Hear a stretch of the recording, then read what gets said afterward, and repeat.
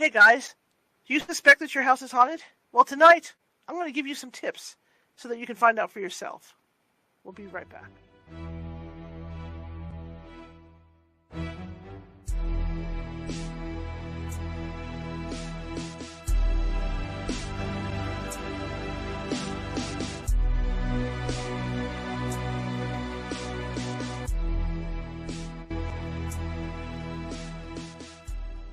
Grab your popcorn and snacks. Find a comfy spot, take a seat or lie down, and let me transport you to a place of fantasy, ghost stories, ancient legends, odd creatures, alien encounters, and other magical topics. You may even decide to join the conversation. From faraway lands to your own backyard, with a small dash of pixie dust. Turn out the lights and open your minds. The journey is about to begin. Hey everybody, happy Friday. How's everybody doing? I hope you said good. I'm leaving the air conditioning on today. I made some mic adjustments because, we've been having audio issues with the mic. And so I made those adjustments, but, it's 104 right now. The temperature's not coming down anytime soon. Yesterday when I did the show, we were already down to like 93. So, so I didn't run the air, but I have to run the air today. So if the air conditioner is making too much noise, let me know in the chat room, and then I'll just get up and go shut the thing off. But I'm not doing it without AC today. That's all there is to it. Okay, my name is Charlotte, and that being said, and that out of the way, my name is Charlotte. I'm going to be your host for the next hour. I'm also the owner of the California Haunts Paranormal Investigation Team, based out of Sacramento. Let me wipe this off because I was running through my house real quick. Based out of Sacramento. If I was like Elvis, I could do this. Wipe it off and throw it out to you guys. But anyway, sorry, it's one of those days. Based out of Sacramento, we're 45 strong up and down the state, which means if you have a paranormal need, I can get to you. We can get to you. It just might take us a couple days. In the case that it does take us a couple days, we do have psychics on staff who can phone you and talk to you about what may or may not be going on. And in the case that there is something going on, they can calm the energy down before we get out there. But we will get out there. That being said, if you're watching from Facebook tonight, and a lot of you are, hello Michelle. Please feel free to hit that follow if you like what you've seen here tonight. Feel free to hit that follow button. Always looking for followers. Also, chat amongst yourselves in the chat room, and show me some love. Give me a thumbs up, happy face, happy heart, whatever they are. Do that. Because what that does is that puts us higher in the Facebook FYP, which is for you page. When you go on Facebook and you scroll down and you see the reels, and then further down there's like all these suggestions down there, whether it's people to meet or whether it's certain pages or topics. That's the FYP. Okay, so when you guys participate by being in the chat room and giving me thumbs up and all that, Facebook sees that. The master computer sees that, and so they throw us out to more people. I mean, that's the key, isn't it? To share to get to get more visibility, right? So that's what that does, and it works the same over at YouTube. I have more than 1,000 videos over at YouTube, and they're all from this show. I am a journalist by trade, so editor, and so I like to change it up. For instance, Monday, Dr. Linda Selvin going to be with us, and then Tuesday, our guest, Miss Moore, is going to be with us talking about the disappearance of Brandon Sims. So I like that. I like to change it up. So yeah, check it out over YouTube. I'm sure there's something there over there for everybody's taste. Cryptids, you name it. But same thing. Show me some love. Give me a thumbs up, like, and chat amongst yourselves in the chat room. And then over at Twitch, same thing. It works basically the same across the internet. Okay, except for TikTok. TikTok now, you can comment and you have to on these lives, and you have to double tap with these little hearts go flying up. It's just kind of cool to watch. Okay, welcome everybody. Nancy Matz is on vacation today, so I got the duty to fly solo, so I'm going to have some fun today. The question I have for you guys is, do you think you are living in a haunted house? And I just disappeared. Okay, again, it's big news, so that's the Xfinity. That's Xfinity for you. Okay, so I have a couple of announcements to make. I was going to swing into this. Okay, but I have a couple of announcements to make. I'm just about done rebranding the Patreon site, to get it ready for monthly donations to support the show. So I should be ready with that by Monday for the lower level people that want to join at the 550 level a month. Okay, it averages out. It's 550 a month. It averages out to 18.3 cents a day. It's not too bad, right? So but I don't want you guys to even go over there and look until I have everything set up for the tiers. But we're going to have a lot of extras that we're offering over there. The extra things, off-grid show. A lot of the stuff, maybe we were doing over Meetup. We're going to switch on over to Patreon as well. But anyway, I'm still working that out. That's why I'll have it ready by Monday. Okay, I see Michelle is in the chat room. Thank you very much, Michelle. And hopefully I can not only entertain you guys, hopefully I can teach you guys something as well. Okay. Now the topic tonight is how to tell if you're living in a haunted house. What signs to look for? That's a loaded question. It really is. It's just so hot, man. Look at that. Oh, gosh. Wow. It's really a loaded question. Because, there's a lot of influence out there, from television, from television shows and stuff. And you get people, and I hate to say it this way, what I call I know it because I see it on TV group, of people. And I've been on investigations. I've done investigations where people have said, oh, no, I know what's going on. I saw it on TV. Or they'll say, hey, you know what, I've been doing EVP work in my house, and I don't like what I'm hearing. Or since I've been doing it, the activity has increased and all this. Well, okay, again, it's a double-edged sword, because while you're curious about what may be going on in your home, you could also make things worse, because you're encouraging what's going on in your home. So, what I'm going to say tonight, use with take it for what it's worth, and just do this stuff carefully. Don't go in like you're like you're on a paranormal team or anything like that, or like the guys on TV. Don't go in that way, okay? Because you don't want to invite stuff in, like the Bram Stoker's Dracula, right? What's the whole point of the vampire? You have to invite the vampire into your house. Okay, and once you invite the vampire into the house, the vampire can do what he wants. Just like black-eyed kids, right? When you talk about, when we have these conversations about black-eyed kids, what's the biggest deal with them? They come to your door, when it's dark outside. They're standing there. Let me in, and that's the key. You have, that door has to open to be welcoming, to bring these things in, and the paranormal and hauntings and ghosts and all that works the same way, right? That's why the team gets calls from people that have been messing around with Ouija boards, or they just might, like I said, they just might be getting, maybe they got a pair of dowsing rods and they're just messing around with the dowsing rods, and then all of a sudden they've got weird stuff going on. They've invited that in. And unfortunately also, one of the main culprits in all this too is maybe you might have some psychic abilities, and inadvertently you invite stuff in. Okay? That's another way to do it. All right? Or you talk to it. Hey, Mr. Ghost, I know you're here, blah, blah, blah, blah, blah. You're going to make the atmosphere more inviting for whoever, whatever that is. Because you don't know what it is, right? Until you have a team like me, or you talk to a psychic to find out exactly, what you're dealing with. So you have to be really careful. That's why when I say it's a loaded question, it's a loaded question. I teach a class, Ghost Hunting 101, and in that class, Michelle's taking it. In that class, I go really in depth as to, what goes on during an investigation. And a lot of that can be applied to today's topic. For instance, when you have stuff going on in your house, don't sit back and think, oh my God, it's haunted, and then you're sitting there and then you call a team like mine because you don't know what's going on. You have to look for common causes for this stuff. Okay, that's the first thing. When my team goes out to an investigation, he's not getting out. I have my 20-year-old dog now because he's been wandering around and getting stuck in weird locations. I have moved him to a new crate, and I can block the front of it with one of those child protector gates that has that you can move in and out. That's made out of wood. And it's got air holes and everything in there, so it's not like that. It's nothing like that. But he can't come out, but he'll bang against the side of the box, and then she gets upset because she thinks he's trying to get out. She's telling me.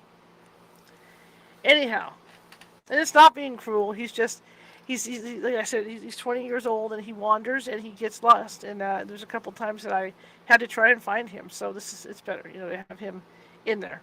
and safe. So I know where he's at. So don't get your panties in a bunch over this. He has plenty of air. There's water in there with him and all that.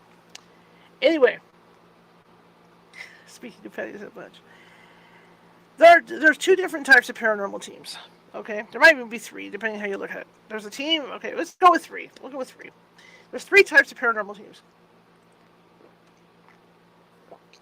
Hello, Jerry. Hello, Marisa. And those paranormal teams are a team that is all psychic. So the psychics come out. There's no investigating, right? There's no debunking going on. There's just psychic, right? Nothing wrong with that. But you're there. I go. I dropped off with Mario. Boom, just like that. Funny, the dog just barked too. Okay, you got that. You got the team that this has psychic. Okay, then you got the teams that totally believe in paranormal stuff. So when they come through your door, they already believe that you have a ghost in your house or your business. All right.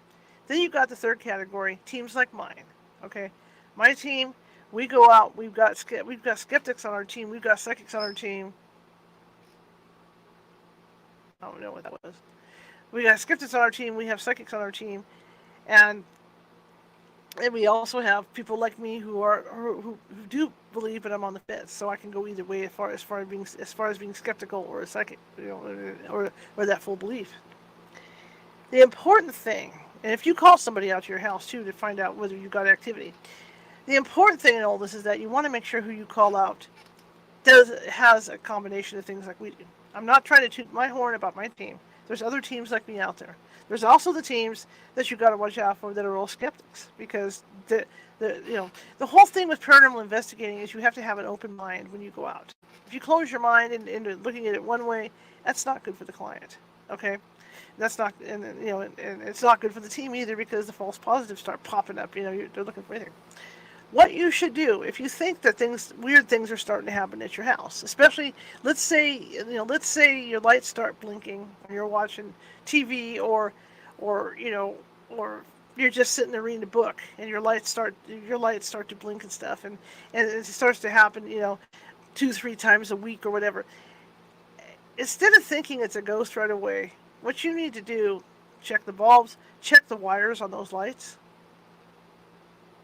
Check the power source on those lights. All right? Because you're going to want to look at the logical point. You want to look at the man-made stuff that could be causing the activity, because there's a lot of activity that can be caused by things that are in your home or business. All right? EMF. Man, EMF is horrible, because EMF, if you get high enough EMF, you start hallucinating. And you can see stuff in your house, or think you're seeing stuff in your house. I know not everybody has an EMF meter, but I mean, you can get them really cheap over at the hardware stores. Walmart even used to sell them. Get a little cheap EMF meter and do a walk around your house just to see what the high EMF is, because high EMF, like I said, can cause not only that, sickness, stomach problems, you name it. It can cause a lot of stuff. And the first thing we do as an investigation team, we go look at it, see where all the high EMF is in the house, because it can emanate 5 to 6 feet away from something, like a real biggie. Like if you're having stuff going on in your bedroom, you think there's stuff going on in your bedroom. One of the biggest culprits of that is clock radios. Those give off the most EMF there is. Okay, that's the stuff you have to look around at. Or maybe you got like one of those Niagara bed. It's a type of bed that has the remote, and the bed goes up and down, and all that goes on. That's giving off EMF, and you're laying on that sucker. Okay, you have to look at that stuff. That's your job, because you can't jump up and say, "Oh, this is paranormal. That's paranormal. This is paranormal." You have to do it by a process of elimination.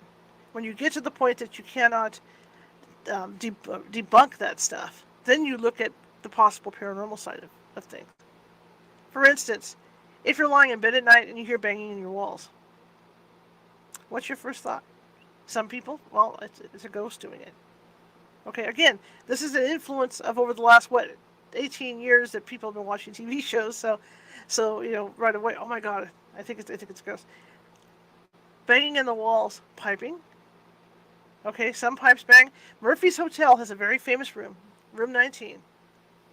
where people have seen the water turn on and off and heard bangings in the walls for years. We did a conference there, stayed the night there, and we heard it. And we weren't even in that room. We were in a couple rooms down, away from it. About 3 in the morning, the pipes start banging. You can literally hear the pipes. Okay? And in our particular room that we stayed, the water came on by itself because there was pressure built up in those pipes. So we were able to debunk this thing that people have been saying for 30, 40, 50 years that's been going on in this hotel. We were able to debunk it because we were up at that time and heard those pipes banging and saw the water turn on. Right? That's a plumbing issue. All right? That's old pipes. That's a plumbing issue. That's the stuff you have to look at. You know, any kind of power issue, you have to check all that stuff out, especially, like I said, with the EMF, because the EMF can be deadly. You know, not deadly, but it can be horrible, and be horrible with your mind. You know, so you have to look at all that stuff. Also, the other thing clients will be really insulted over is if I come into a house and they tell me that they hear banging in their walls, or they hear somebody walking in the attic, and I say, have you had a rat problem? And they get all defensive.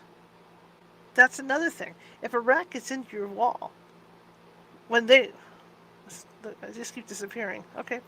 And when a rat gets into your walls, the rat will run it through the walls. And the walls are thin, right?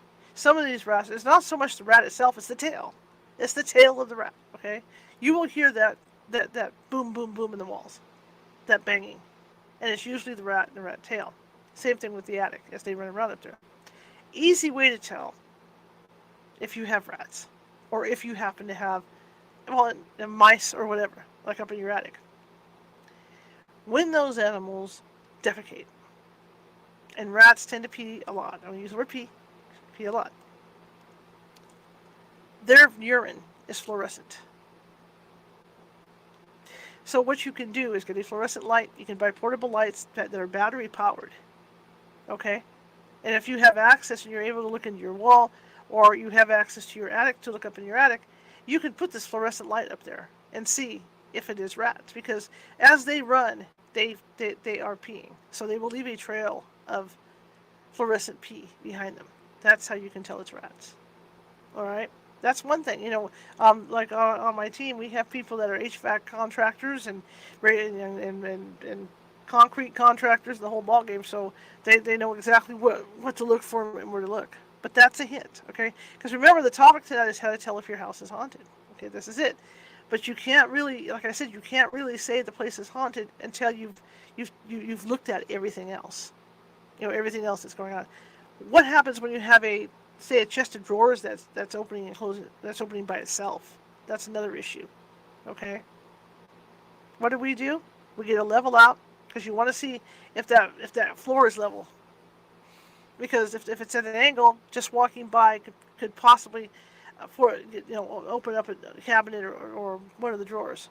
Or like this house we did during COVID, the chest of drawers was new, so all the ball bearings for the drawers opened up really easily.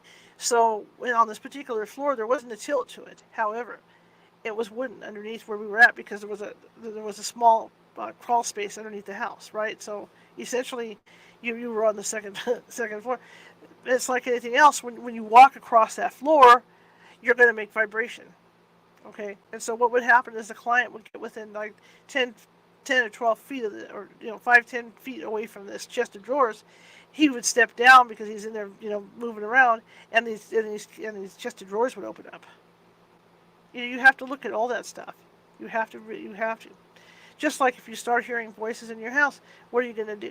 Okay, all right, I'm hearing voices, but you have to figure out how thin are the windows, how thin are your walls, because you might be hearing voices from people walking around outside. Believe me, there's houses out there, even now, because I know my house is like 70, getting close to 75 years old.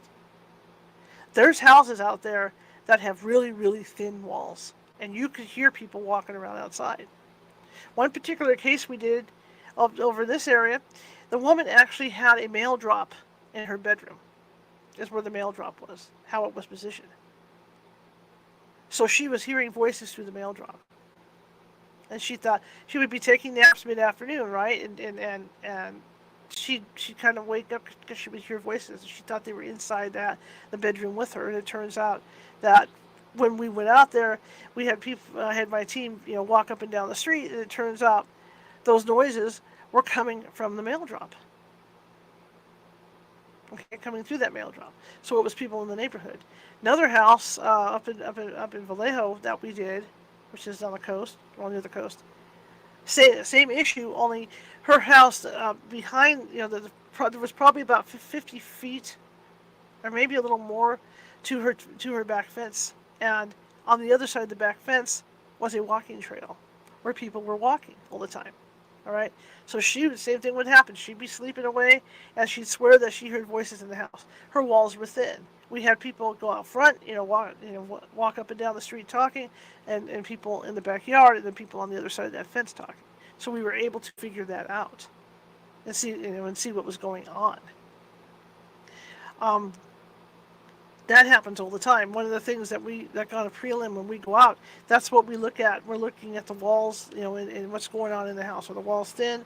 Do they have carpeting? Because, if they don't have carpeting, then chances are, sound is also going to carry, And then as I'm walking around and the interviewer's doing the interview, if I can hear them like way back in the house because the house itself has thin walls, then that means if people are up at night or something and you're sleeping in your bedroom and you think you're having a paranormal issue and the walls are thin, you're probably hearing, one of your kids or somebody talking to even the TV because you can hear it really clear. There's houses like that.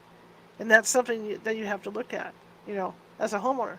And I know I understand that. I understand that, when weird things happen, it's very easy to just chalk it off and say, yeah, it's something paranormal, but you can't, you have to look at everything. And I know I've also had clients that have been like that, who have looked at everything, done the research, and then they call us, which is great, that they've done that. But it's very important to look at logical things, when this starts to happen. Like my little dog right now, 20 years old. I think he sees shadows or he's seeing stuff because there's times when he'll just stop and stand and stare at like a wall. That's what he does, just stand there and stare at the wall. Now, is he looking at something paranormal, maybe a past dog we had, or maybe one of my family members here or something? I have no clue what he's looking at. But he's forever doing that. Now, I attribute it because when he gets near walls, because the walls are white, and he sees shadows, it kind of throws him off when he's walking. Because there are no shadows. When he sees the shadows, he knows he's coming up on a door or some object. Or a chair, right? It's not paranormal. So I'm kind of leaning towards the fact that it may not be paranormal, the stuff he's seeing. But it does always throw me when he'll just stop right in the middle of the room and then all he does is stare at the wall, like someone or something is there. Okay, that's the stuff you really have to investigate on your own in your own house when you start to have stuff going on. Okay, sometimes it brings peace of mind too because you think you might have paranormal activity going on, but then you're able to debunk it, and then you don't have to worry about it anymore, right? Okay. All right. This brings us to the point of inviting stuff in. If you get to the point after looking at different things in your house and you realize that none of this adds up to what's actually going on in your house, and then you start thinking it's paranormal. What do you do? How do you handle that? Do you talk to whoever it is? Because you don't know who it is, right? And this is why, again, people will, because they see the TV shows, people will automatically whip out their digital voice recorders or dowsing rods or whatever to try and communicate, or maybe even try different tests that they see on TV to communicate. You don't know what you did. You don't know what you're or what you're looking at, okay? Because bad things, negative things can hide themselves as being really nice things, right? Okay. So you have to be really, really careful with that stuff. Plumbing is a part. I don't go into old hotels and use the restroom unless I have to, because they've worked on the plumbing, from to a certain extent, but they haven't gone all the way down underneath the hotels. So all that plumbing's old. So if there's going to be any kind of activity, it's going to come out of that, because that's still the old part. That's why there's a lot of haunted bathrooms. On the other hand, toilet bowls have a lot of issues. The chain might not be working right, the plunger thing might not be working right, and you might think it's paranormal because maybe it'll flush by itself or something like that'll happen. So something around that would happen, or maybe it jams up or something, but it doesn't fill up or something, and you've had like weird things going on anyway. So right away you think, oh, it's probably a ghost causing this thing to flush at night. Yeah, you have to check that. Do it yourself. Call Mr. Plumber to come check it out. Right? There was a house in Vacaville that my team investigated, and it was weird. When the lights were on, there was no EMF at all. The minute we turned the lights off, the EMF was off the charts. Turns out the husband had gone through when they moved in. He was a contractor. He was a YouTube contractor. By YouTube contractor, I mean looking up the how-to videos on YouTube. Okay? Some of those are good videos. I use them. I'm not knocking it, but I'm just saying. So when he decided to rewire, because they were having wiring problems, so he decided to do some wiring work in the house. And he ended up doing something to the extent that, I don't know if it was the polar opposites on stuff or what, but the minute you turned the lights off, the EMF was off the charts. Don't know what he did, but he did. So they had to have all that repaired, and redone because of what he had done playing contractor. It happens. It happens more often than you think it happened. You think it would happen. But my point is, and the whole thing of this show is how to tell if your house is haunted. Well, this is how. You have to go through and do that. Okay, lots of, the reports of the TVs turning on and off by themselves, right? Or the volume going up by itself. Check the batteries. Check the batteries in your remote controls. Because when the remote control batteries start to go low, the TVs will turn on by themselves. Because the remote can't. For some reason, the electrical thing is, I think, spotty, and so it does that. I've had that happen where I've turned my TV off, come in here to work, and do this, and when I go out there at 6:30, my TV's on. Okay, first thing I do, check the batteries in the remote. Okay, like I said, you need to eliminate everything that could possibly make things look paranormal before you can start looking at the paranormal in your house. All right? So that's another thing to look for. The TV turns on and off by itself. Now, if your TV's unplugged and it turns on and you got something else going on, okay, there's something else going on. But in that case, let's say that's happening in your house, but then you look at the ages of your kids. All right? Children. All children. Doesn't matter. Especially, you can talk autistic children as well. Doesn't matter how old they are. All children have heightened psychic abilities. Okay? We did one investigation where the little girl in the house was opening and closing doors in the kitchen.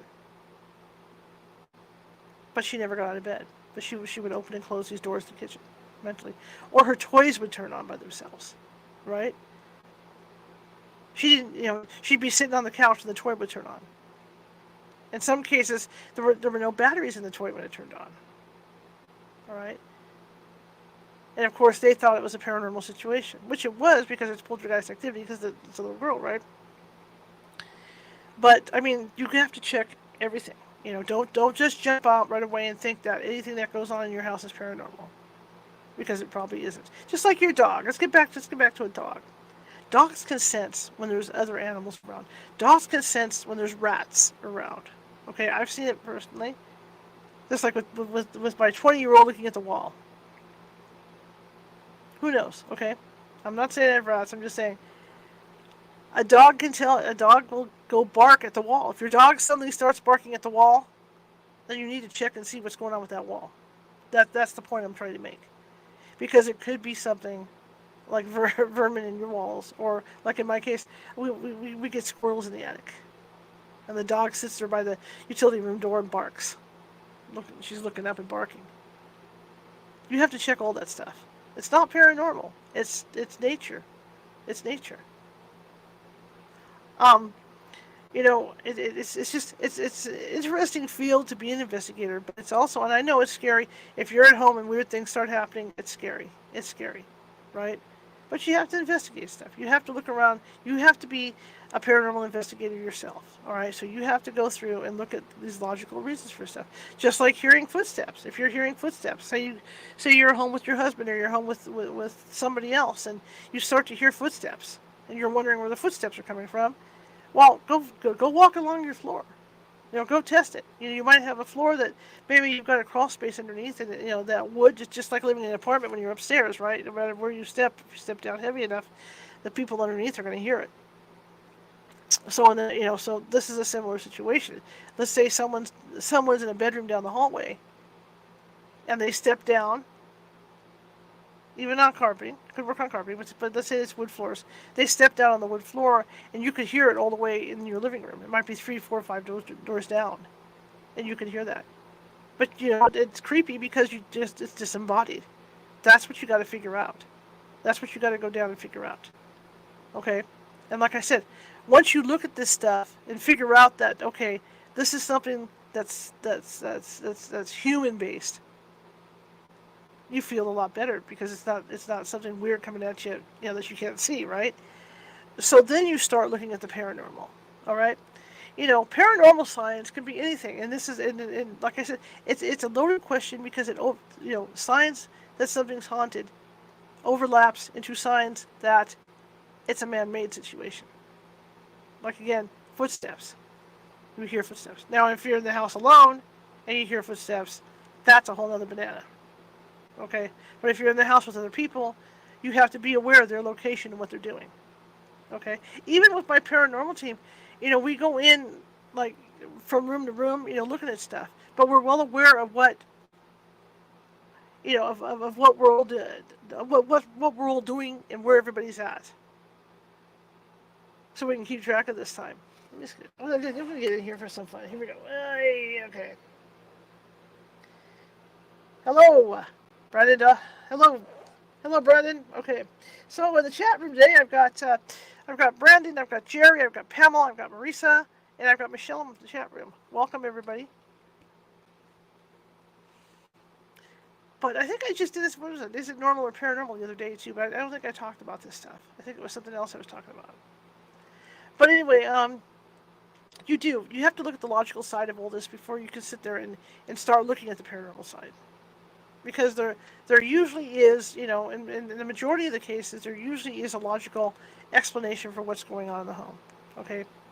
But when you get to the point that you cannot, find those explanations, then that's when you start thinking, okay, what's going on? And then you start noticing, and then what happens is the paranoia steps up because, you've seen this stuff, and now you're wondering what or who it is. Now you're going to see even more going on in your house because essentially you're inviting it in by thinking about all this. Okay, by thinking about all this stuff that's going on.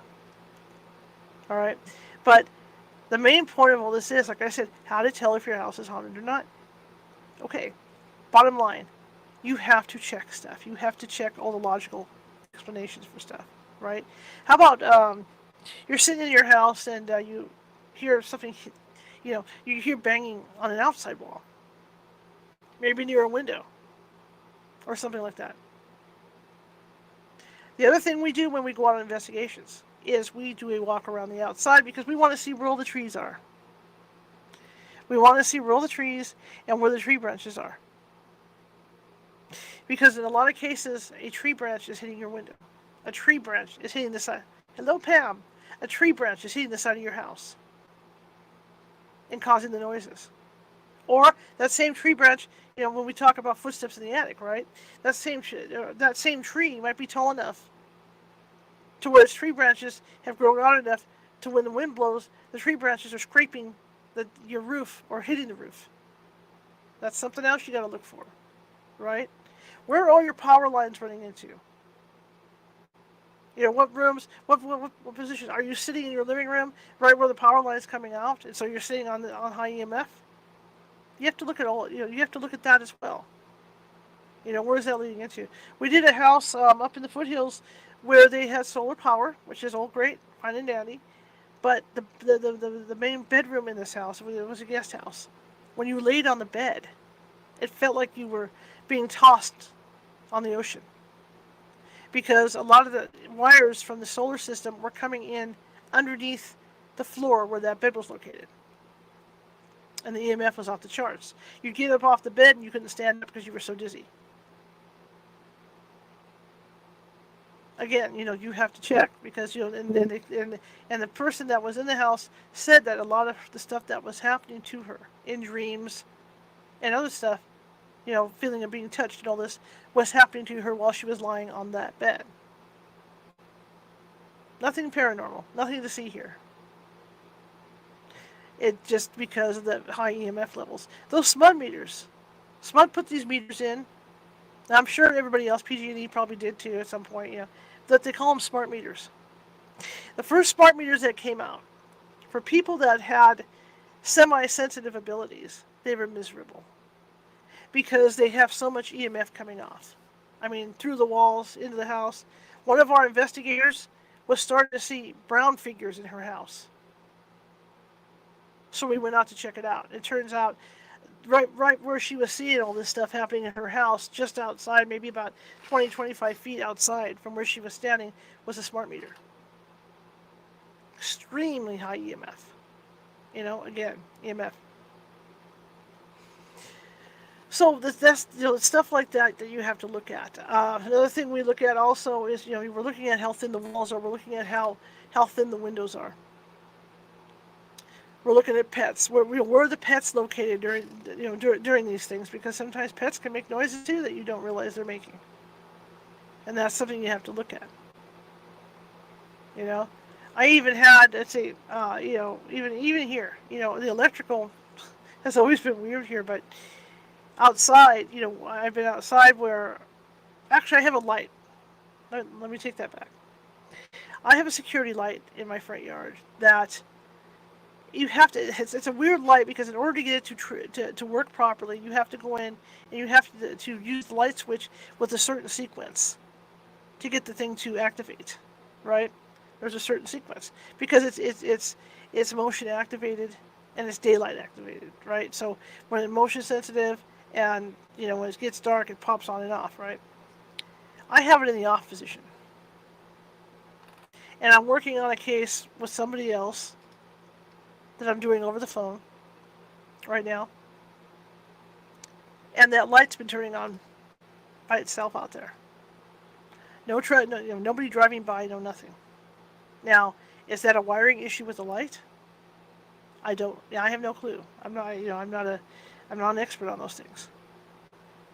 But being a paranormal investigator like I am, I have noticed that when I am working on cases, that sometimes whatever that is the case, I don't know if it's causing it, but that light will trigger when I'm working on cases from here.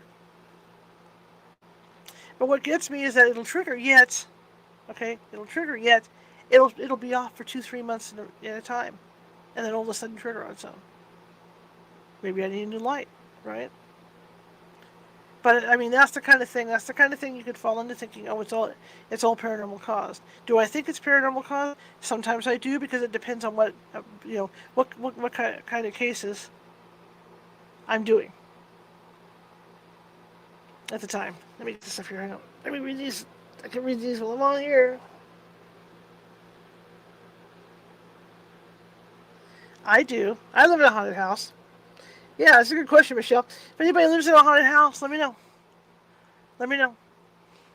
We can talk about it.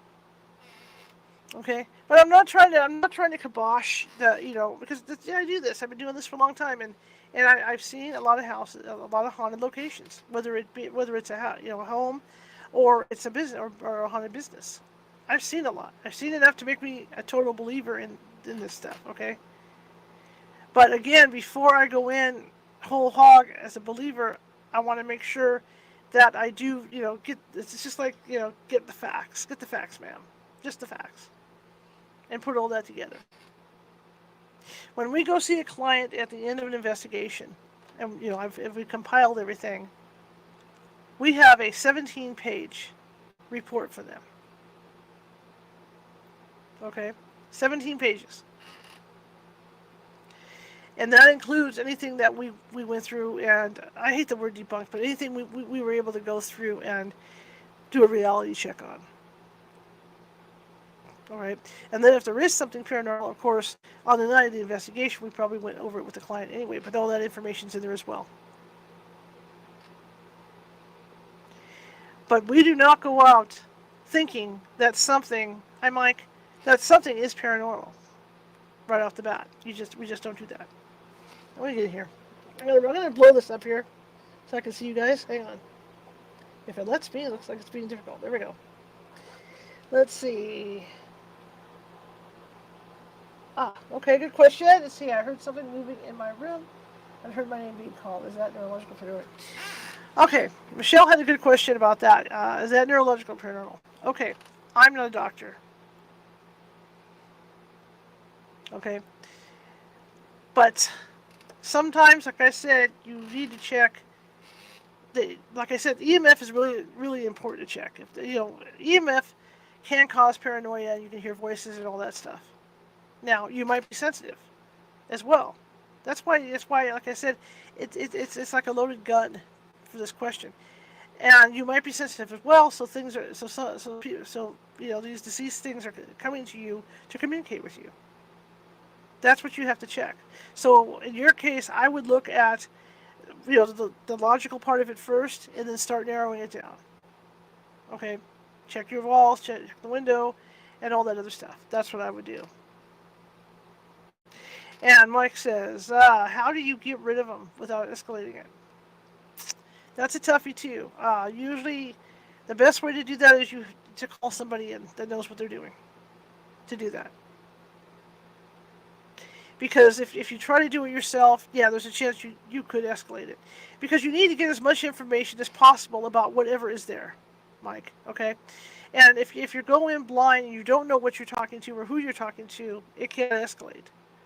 So that's why you would need to have a psychic, or you would need to have a team come in to try and figure out who or what you're dealing with. When I get calls, because there's a lot of calls I get that ask me just to go in and do a cleansing of of their house.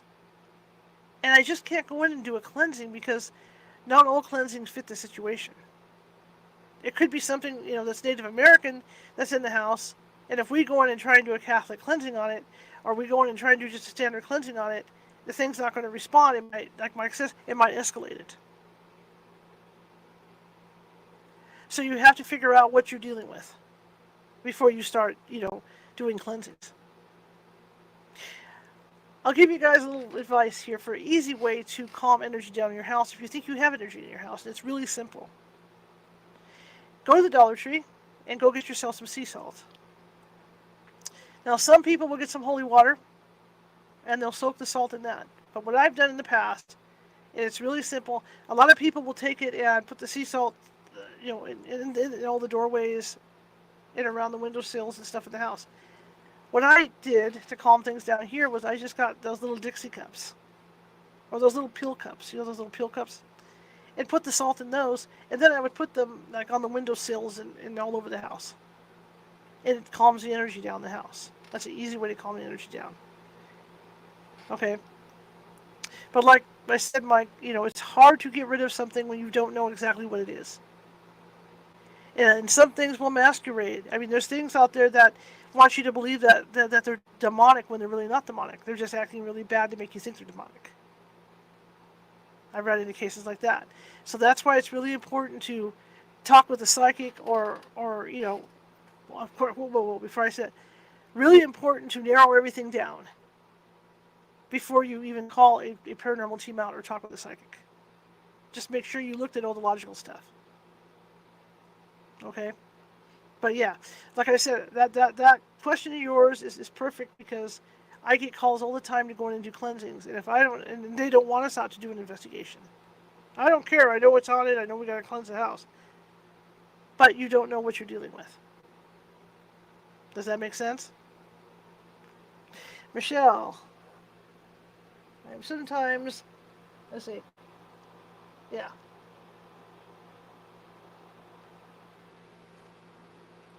Yeah.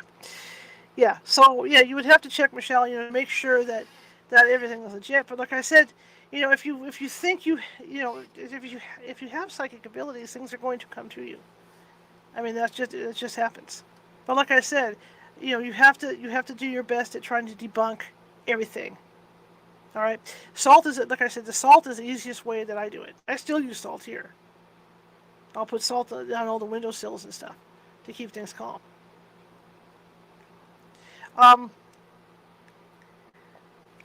But I mean, look at once you get to past the point where should they try to communicate? Okay, should they try to communicate with them? Like, was it try to communicate? No, do not.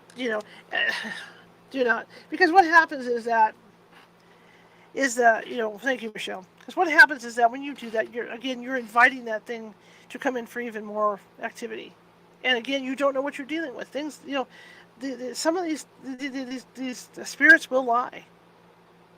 All right, they're going to tell you that they're your Aunt Marge or cousin or to see something, or maybe even a little girl. Like, how about there's been more than one case where people thought that they were seeing and talking to a little girl, and it turned out it was some kind of demon disguised to look like a little girl. Something evil. You've got to be really careful, and that's why you have to have a team come out or talk.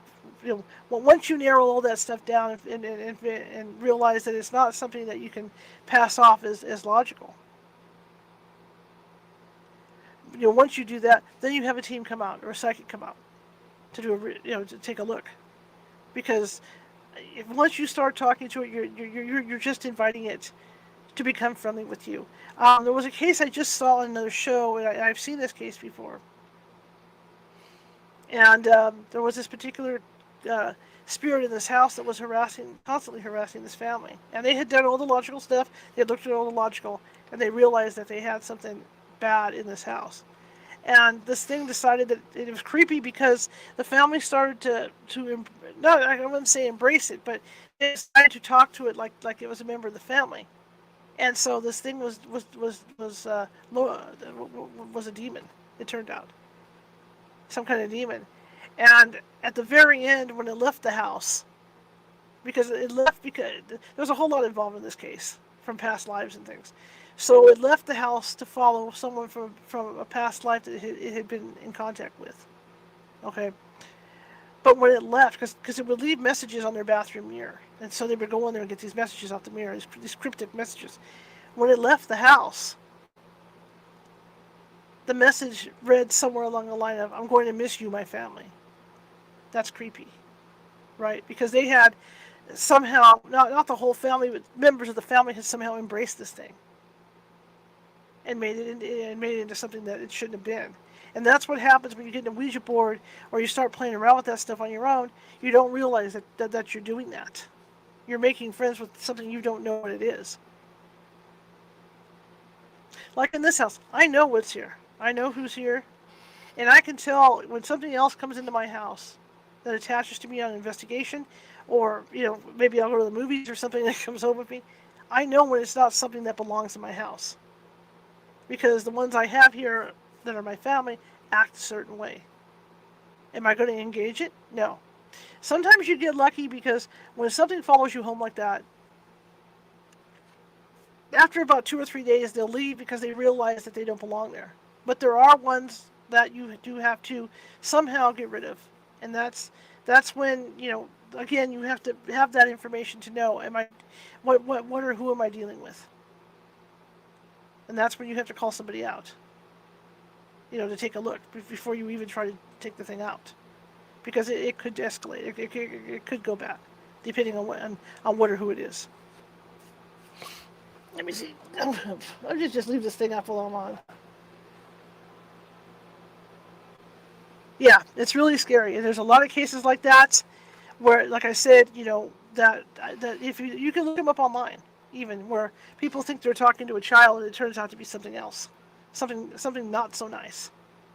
I mean, I've even gone as far as yelling at these things to get them out of my house. Where my neighbors used to laugh because there have been investigations that I've gone on, brought something home, realized that I brought something home, and I've opened up all my doors and windows, and then they could hear me telling it to get the hell out of my house.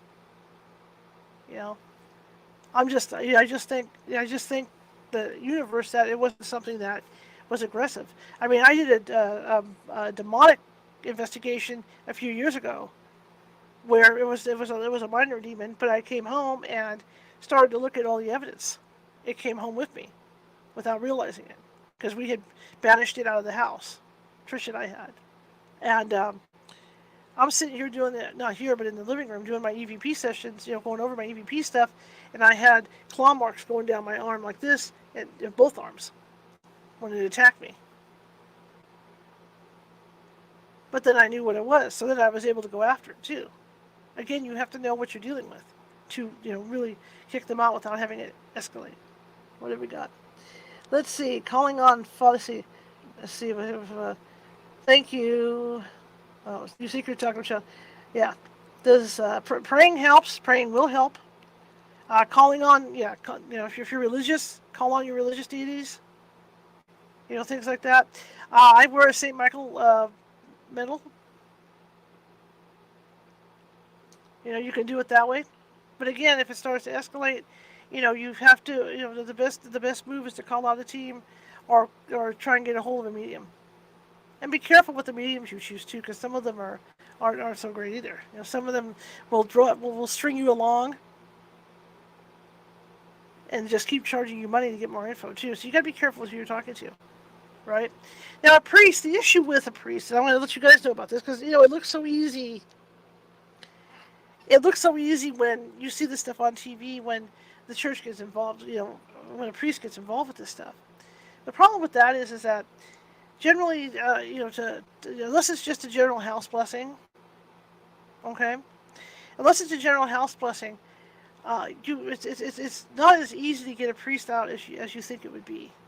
That's where the paranormal teams tend to come in. There's priests like Bishop Long who will come out. He'll listen to what you have to say about your case and stuff, and he'll come on and investigate. There's people like him, and the gentleman that I had on a couple weeks ago. But generally what your job is, or my job is, or even your job as a homeowner, okay, as the person involved in this, keep meticulous records of what's going on. Because they like to see meticulous records. There was a case back east where the Catholic Church got involved, and there was a paranormal group that was out handling the case. Well, no one would go, the Catholic, the Church, unfortunately, and don't hold me to this, I'm not an expert on this, I don't want to get in trouble with the Catholic Church either, but my understanding of the way it went down was that they were happy because the paranormal team had taken all these notes and had everything prepped and everything written out for them, so they could go through it, instead of them having to go through and sort it all out.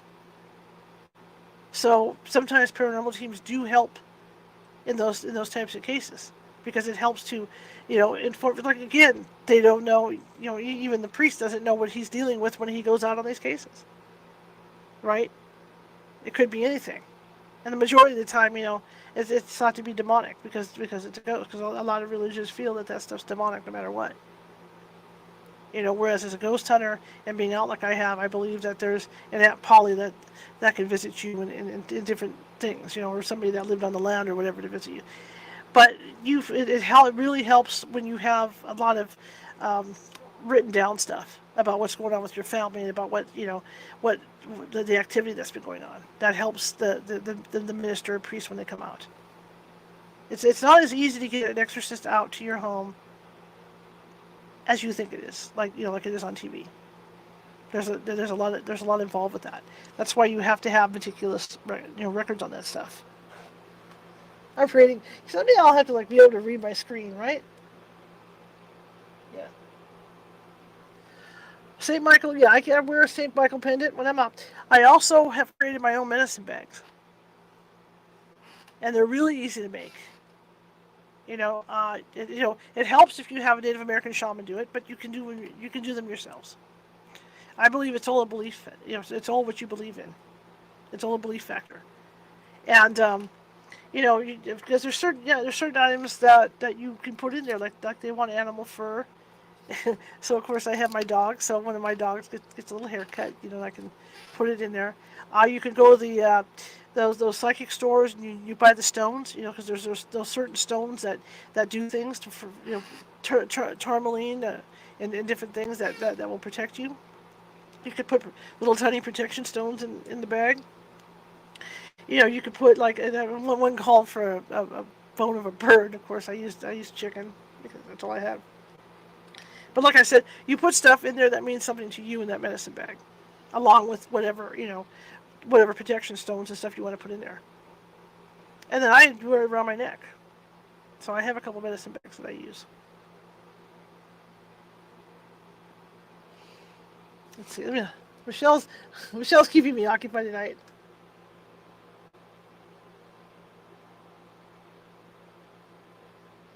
Yeah. Well, I mean, it takes a lot to get somebody out because there has to be certain things going on for that, to get into that involvement with an exorcist. Now, sometimes, ministers from different congregations, types of churches will come out, all right, or pastors. But I mean, it's something to be able. In fact, I think there's certain paranormal groups too, and I know I almost joined up with one recently that do stuff and work side by side with different priests and exorcists and stuff, so that so that they can get out to people's houses and stuff to help them. Um, so like I'm saying, I'm not saying there's no help out there because that's what paranormal groups are for. Okay, that's what the church is for. That's what pastors are for, and all this stuff. Because I don't want to get hosed in trouble with any churches or anything. But I'm just saying, document. I mean, that's why when my team goes out, we document everything.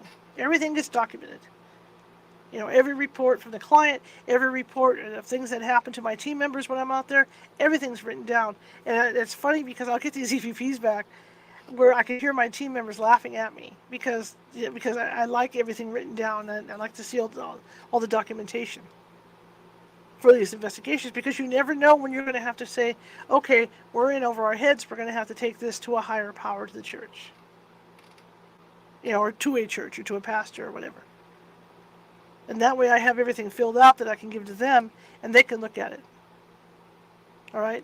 Because a lot of times with exorcisms, the church has been burned on exorcisms, especially on people. You've seen some of those movies. So a lot of the times they'll make sure that people have been mentally checked, and all that stuff, their mental state, all that gets checked. All their health gets checked. Everything is checked up on. Just like they'll look at the land. Like this one house we did in Arbuckle, she had some animals dying on the property. So you go in and you start looking at the soil. Maybe there's something in the soil that's causing the deaths. You have to look at all that stuff. And the church looks at that stuff too. But if we have it all done for them, it makes their job a lot easier. And then then they come out and they do their thing. Okay.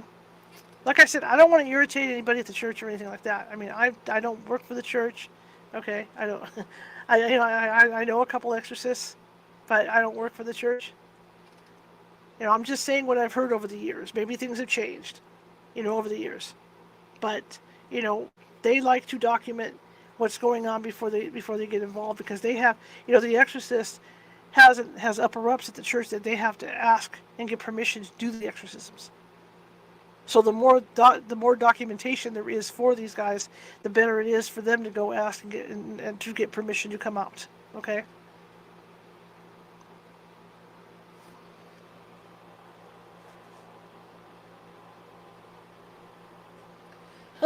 I'm having Friday night.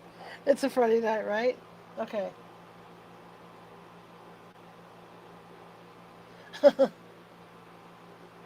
Right, Sean was on my show. Right.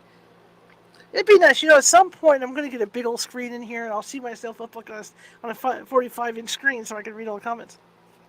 Yes, Sean was somebody that was on here. But, I'm not trying to say anything bad, because we all have to work together on this stuff.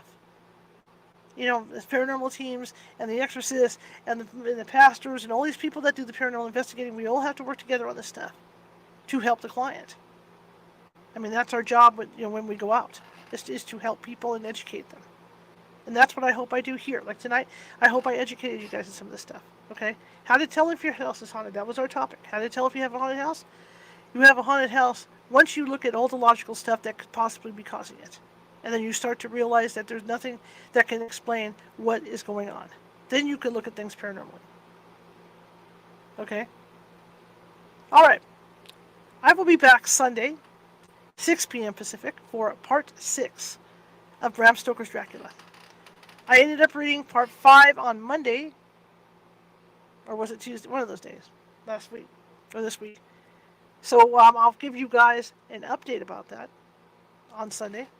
Monday, Dr. Linda Salvin's going to be here. I'm coming up with a topic for that. I'm thinking generational curses. So we'll see how that works. So, yeah. So that's the schedule. I think I'm going to do a show tomorrow. A pop-up show. And we'll be talking about some just telling ghost stories and things. True ghost stories. Of different haunted locations. So I'll probably be coming on tomorrow, around 7-ish, around 7 p.m. tomorrow. We'll see. I'm definitely thinking about it. Okay, 1-800-EXORCIST. That's funny. Thank you, Michelle. 1-800-EXORCIST. But I want to thank you guys for coming tonight. I really do appreciate it. And I'll be looking forward to seeing you again tomorrow. Okay? Maybe if it's cool enough, we'll head into the other room and we'll build something or do some kind of activity over there, if it's cool enough. Because there's no AC in there. Don't want to die of heat stroke. But I want to thank you all. Pam, thank you, Michelle, Mike, Marisa, everybody that was in the chat room. If I forgot about anybody, I'm sorry. I don't mean to. But thank you very much. All right? And be looking out, like I said earlier in the show, be looking out for some changes coming to the Patreon page, to help support the show and all that. So that should be out Monday or Tuesday, and I'll give you guys the link to all that. In the meantime, as you can see, I do have that thing flitting down the bottom of the page there. We're trying to get the bills paid this month, and if you guys could find it in your heart to help me out a little bit, that would be great. It's not required. It's just one of those things. I want to try and keep this show on the air, and hopefully we can get some stuff going. To keep us going on the air without having to stress every month over it. And get going on it. But I want to thank all of you, and I hope I gave you some good information tonight. I know it's probably not what you expected. I know you probably thought it was going to be, what a lot of my friends call the woo-woos, the woo effects. But I mean, it's not like that. Things can get scary. You hear noises and stuff. Your house is settling. The creaking's there, and all that's going on. That kind of stuff can be kind of scary, especially if you're home alone.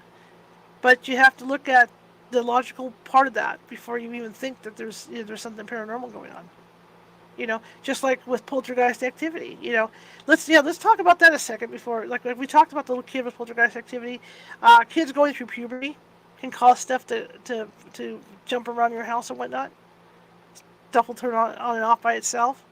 If you guys ever watch The Waltons, watch the Waltons episode called The Changeling, and it's about Elizabeth, who is turning 12. And all kinds of paranormal stuff starts happening at their house. And she's doing it because she's going through puberty. Like I said, you have to look at everything, as to what might be the cause of what's happening in your house or business. Okay, that being said, I could go on for hours about this, but I'm not going to today. I need to get moving on. I got some stuff I got to work on tonight, for you guys. And then if I do a show tomorrow night, I'm going to tell ghost stories. Some really interesting, creepy ghost stories of investigations we've had that have really even creeped me out. Because there have been a few that I've been on, that I've done that have really creeped me out. And I'd love to share them with you guys. So maybe that's what I'll talk about tomorrow. But I am going to do a 7 p.m. pop-up show. Okay? I call them pop-up shows. So thank you very much, everyone. And I will see you probably tomorrow, 7 p.m. Pacific, for the pop-up ghost story show. All right? Saturday evening ghost stories. All right, guys. Have a great evening. As I flip over here, I wasn't even on the right window. Look at that. Okay. Have a great evening, everybody.